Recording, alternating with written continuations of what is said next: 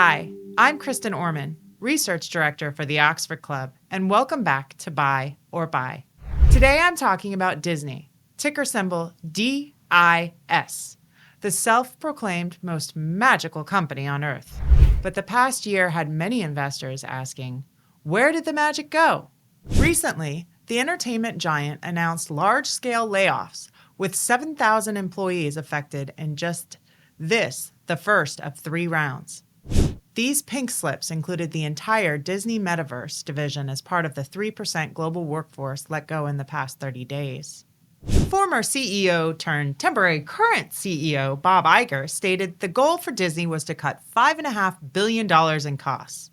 This won't be easy amid declining box office sales, like high-profile bomb Ant-Man and the Wasp Quantumania, a decline of 2.4 million streaming users and increasing operating losses now totaling $1.5 billion. Disney also finds itself in an ideological war with Florida itself, with Governor Ron Desantis doing everything in his power to remove any and all tax benefits the mouse had been taking advantage of over the past decade. So the question is the House of Mouse really a house of cards ready to crumble? Or will investors wish upon a star once again with Disney's stock? First up, the bull case. 1. Bob Iger's back, baby, and he's going to fix the streaming business. I love Disney+, Disney's $10.99 a month streaming service, and my toddler cannot live without it. That said, it's been a thorn in shareholders' side and Disney's bottom line for a few years. However, Iger's back, and he's riding the streaming and other Disney revenue streams ship. After spending billions of dollars to create exclusive streaming content, Disney can now sit back on its laurels and watch that sweet, sweet subscription money flow in. Plus, Disney is in talks to license out some of its exclusive content to other streaming providers. It's common knowledge in the media industry that content is worth more when it lives on multiple platforms. Better yet, licensing gives Disney yet another high-margin revenue stream. It's a win-win for the mouse. 2. It's all about the parks. Disney's parks are the real moneymaker for the House of Mouse. Here's why. Disney's parks make up 34% of their revenue, but bring in nearly 65% of the company's operating income. Anyone who's spent a few days or a week in the Disney bubble knows why. Magic ain't cheap. And, for many, the price of admission to their theme parks is just the tip of the castle tower. From Disney-themed hotels, overpriced character dinners, Genie Plus, to a makeover at the Bibbidi Bobbidi Boutique, the nearly never-ending extra experiences carry extra price tags, oftentimes big ones.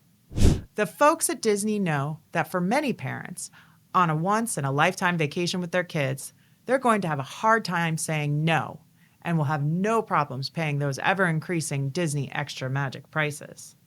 3. But Disney was, is, and will continue to be the king of the box office. Disney released its first full-length feature film, Snow White, in 1937.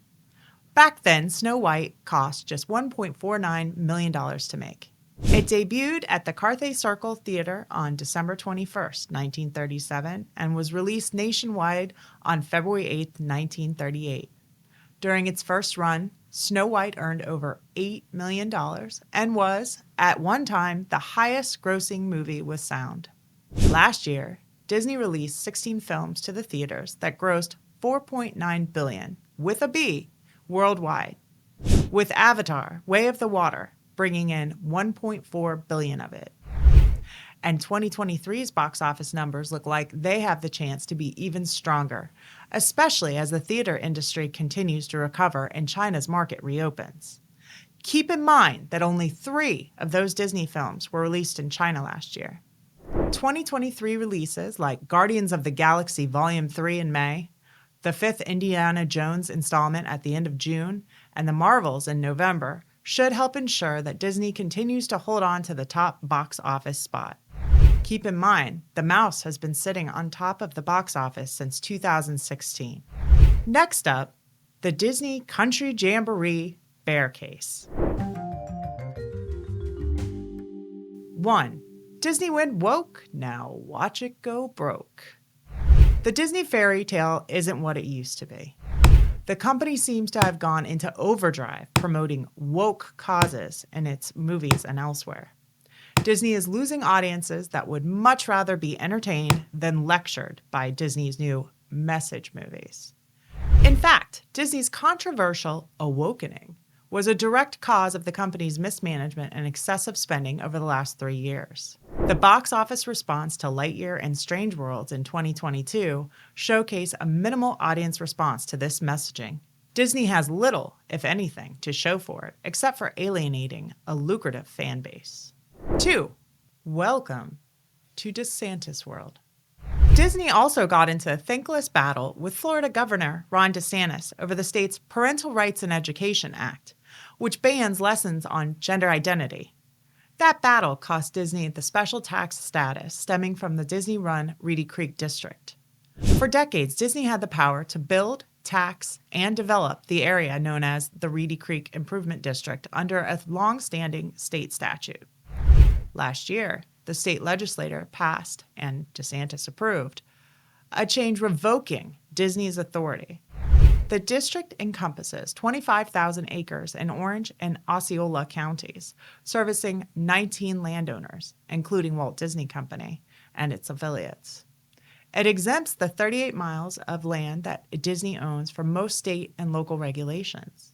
Basically, it has allowed Disney to collect taxes, follow its own building codes, and provide emergency services for its 6 theme parks and resorts. So what does this mean for Disney? Potentially, it means a lot. The new, soon-to-be appointed board of Reedy Creek will have the ability to approve or disapprove things like new theme park building. Even if Disney was able to sidestep the board for now, DeSantis probably won't give up that easily.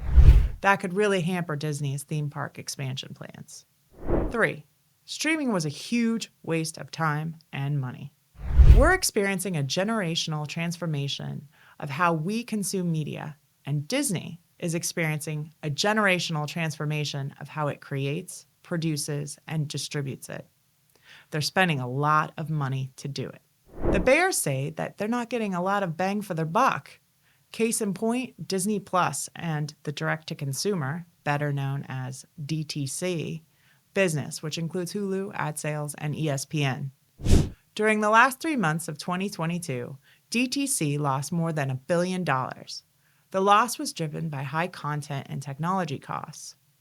Disney has been spending big bucks to grow its subscriber base by adding expensive-to-produce new shows like The Mandalorian, while keeping Disney Plus's monthly subscription fee down. That couldn't last forever. So in December, the company raised the rate for its ad-free subscription by nearly 38%, from $7.99 to $10.99 a month. Coincidentally, last quarter, Disney Plus lost 2.4 million subscribers. That marked the first loss since Disney Plus launched in 2019. The Bears would say that Disney's foray into streaming was an expensive lesson and that the Mouse House should have stuck with what it's best at, licensing its content out to other distributors. Oh yeah, and all of that money would have been better off going towards known moneymakers, namely the parks and the movie business. Now, before I reveal my final verdict, make sure you subscribe to this channel for more great wealth ideas from Alec and Mark, as well as more buyer buys from me. Back to Disney, which has spent the last 100 years building an indestructible brand that is loved by the vast majority of children, their parents, and even child-free adults around the world. I dare you to find me a child that doesn't love Mickey, Minnie, or another Disney character.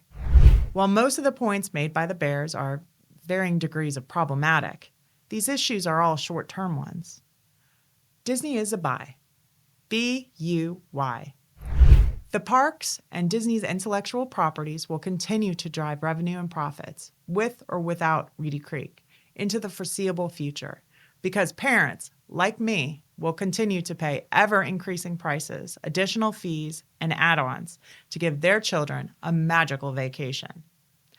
As always, these are not recommendations tracked in any model portfolio here at the club.